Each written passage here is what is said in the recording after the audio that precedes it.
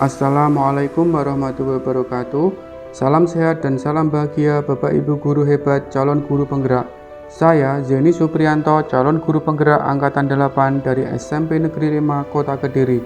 Pada kesempatan kali ini, saya akan memaparkan demonstrasi kontekstual modul 1.4 budaya positif penerapan segitiga restitusi. Menurut Diane Gossen, pakar psikologi pendidikan di Amerika, restitusi adalah metode untuk penyusunan kembali model disiplin di sekolah yang berfokus pada solusi dan pemecahan masalah yang bisa dilakukan, bukan pada masalahnya. Restitusi berfokus mengajak murid untuk mengidentifikasi kembali tindakannya sehingga dia bisa menganalisis dan memikirkan langkah yang tepat dalam pemecahan masalahnya. Setelah kita mengetahui tentang apa itu restitusi, tentunya kita ingin mengetahui bagaimana cara melakukannya. Diane Gossen dalam bukunya Restitution Restructuring School Discipline 2001 telah merancang sebuah tahapan untuk memudahkan para guru dan orang tua dalam melakukan proses untuk menyiapkan anaknya untuk melakukan restitusi, yaitu segitiga restitusi. Apa yang dimaksud dengan segitiga restitusi? Segitiga restitusi adalah suatu proses dialog yang dijalankan oleh guru atau orang tua agar dapat menghasilkan murid yang mandiri dan bertanggung jawab. Penerapan segitiga restitusi ini akan membantu memahami perilaku murid dan membangun hubungan yang baik antara guru dan murid. Tahapan-tahapan dalam melaksanakan segitiga restitusi adalah 1. Menstabilkan identitas, yaitu sebuah pertanyaan penguatan. Misalnya, setiap orang pasti pernah melakukan kesalahan.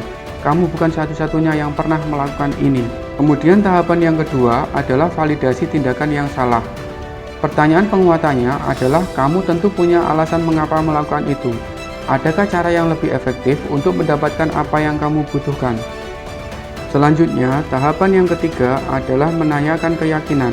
Di sini pertanyaan penguatannya adalah keyakinan kelas apa yang sudah kita sepakati. Kamu ingin menjadi orang seperti apa? Kemudian, pada landasan segitiga restitusi, menstabilkan identitas adalah berdasarkan prinsip bahwa membuat kesalahan adalah bagian dari pembelajaran yang nantinya menggeser identitas gagal ke identitas sukses. Selanjutnya, pada tahapan validasi tindakan yang salah adalah berdasarkan prinsip setiap perilaku berupaya memenuhi suatu kebutuhan tertentu. Guru akan bergeser dari stimulus respon menjadi proaktif, yang nantinya mengenali dan mengakui kebutuhan murid akan memperbaiki hubungan dengan murid.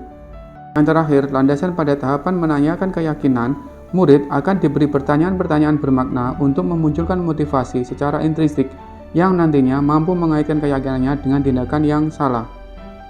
Berikut contoh penerapan segitiga restitusi yang sudah saya lakukan di sekolah saya.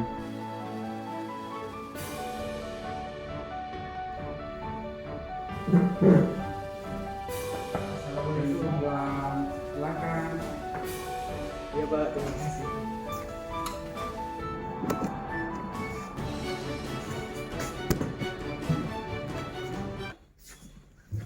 Ya, selamat pagi, Bima. Kopinya dicabut dulu ya. Oke. Bima tahu nggak kenapa Bapak panggil ke ruangan ini? Nggak tahu ya. Ya begini, tadi Bapak dapat informasi dari guru piket, katanya Bima sering datang ke sekolah terlambat ya. Iya Pak. Sesuai peraturan sekolah, kira-kira masuknya jam berapa, Bima? Jam 7 Pak. Jam 7 ya. Tadi kamu masuk sampai sekolah jam berapa? Jam setengah 8. Oh, jam 7.30 ya? Iya. Oh, oke. Apakah Bima sudah di sekolah apa Bima sudah datang tepat waktu? Belum Pak, saya datangnya terlambat. Datang terlambat ya. Datang terlambat itu ada hal yang manusiawi, jadi semua orang pasti pernah mengalami. Bapak pun juga pernah dalam suatu acara itu datanya juga terlambat. Tapi di sini kita tidak mencari kesalahan, namun akan mencari solusi bagaimana nanti hal apa yang akan kita lakukan untuk memperbaiki kesalahan kita. Ya, yuk kita cari solusinya ya. Baik. Oke, Bima datang terlambat pasti mempunyai sebuah alasan. Alasannya apa? Saya tadi bangunnya kesiangan. Tadi malam menonton TV kemudian bermain game. Iya. Jadi eh, Bima datangnya terlambat karena menonton TV, kemudian main game. Oh begitu. Kira-kira apakah sesuai dengan keyakinan kelas kita kalau Tidak. datang terlambat itu? Tidak, Pak. Tidak ya. Apakah Bima sudah memperbaiki kesalahan yang dilakukan? Tahu apa yang kita akan perbaiki kira-kira? Bersedia untuk memperbaiki kesalahan yang sudah kita lakukan, yang kamu lakukan? Sedia, Pak. Iya. Saya berjanji tidak akan mengulangi kesalahan lagi. Iya. Kira-kira usaha apa saja nanti yang kamu lakukan untuk memperbaiki kesalahan kamu itu? Saya akan menjadwal waktu sebaik mungkin, tidak akan menonton TV dan bermain game sampai larut malam. Selain itu, kira-kira ada lagi yang mungkin bisa membantu kamu untuk bangun tidak kesiangan lagi. Ya. Saya akan menyalakan alarm dan meminta tolong orang tua saya untuk membangunkan. Iya. Baik, saya hargai usaha kamu. Nanti kira-kira kamu kapan melaksanakannya itu? Nanti malam, Pak. Ya. Saya akan mulai melaksanakannya. Oke. Nanti malam jadi kamu mulai ya. Ya udah, sekarang kembali ke kelas. Terima kasih atas kerjasamanya. Ya, sampai ketemu di lainnya. Saya tunggu nanti besok perbaikannya ya. Apakah sudah mulai baik atau belum ya? Baik, Pak. Sama-sama. Oke, terima kasih. Assalamualaikum warahmatullahi wabarakatuh. Waalaikumsalam.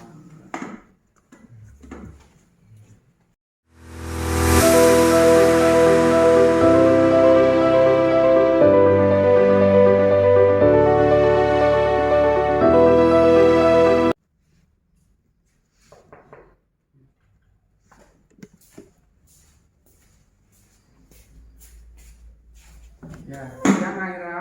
Sudah lama kita tidak ketemu. Kenapa hari ini Aira? Ya Pak, saya kesel banget Pak. Saya masa dipanggil pakai nama orang tua saya Pak. Ya saya marah lah. Saya balik ngatain Diva di depan kelas. Ya. Oh begitu. Ya pasti kamu marah dan kesel banget. Bapak juga akan marah apabila ada yang memanggil orang tua Bapak seperti itu. Kemudian pada saat itu kamu melakukan apa? Ya saya balik ngatain Diva lah Pak di depan teman-teman yang lain. Kesel banget Pak. Oh begitu, pasti kamu melakukannya, pasti ada suatu alasan. Ya alasan tertentu ya, bukan ya. Jadi alasan kamu apa kira-kira? Ya masa saya diam saja Pak. Ya saya bela diri lah. Malah saya difitnah lagi.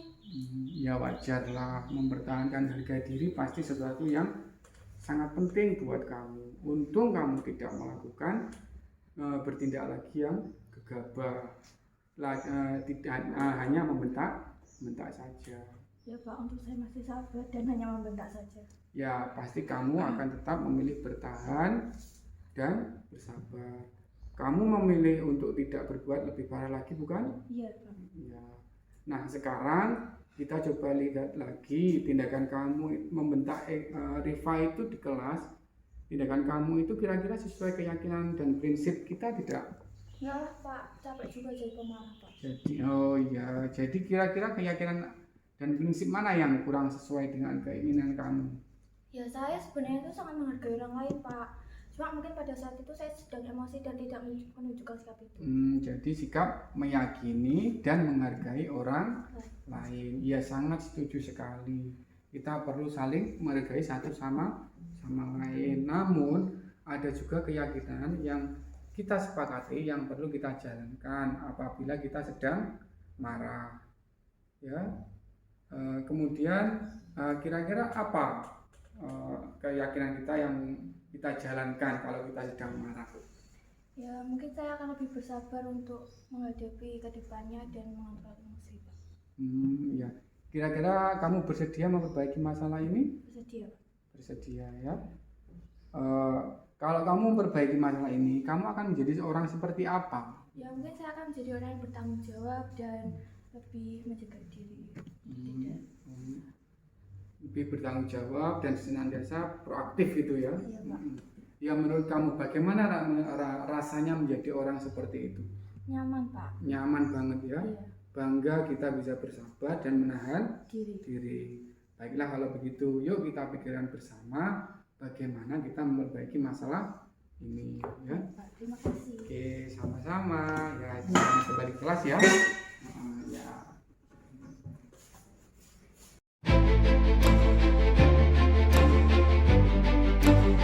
Assalamualaikum warahmatullahi wabarakatuh. Saya sangat senang diberi kesempatan berdiskusi dengan Bapak Zeni tentang kesalahan saya terlambat masuk sekolah. Dan saya kedepannya akan lebih baik dan tidak mengulangi kesalahan saya lagi. Assalamualaikum warahmatullahi wabarakatuh. Assalamualaikum warahmatullahi wabarakatuh. Saya sangat senang diberi kesempatan untuk berdiskusi dengan Pak Zeni tentang keyakinan kelas dan saya akan berusaha memperbaiki diri ke depannya. Terima kasih. Wassalamualaikum warahmatullahi wabarakatuh.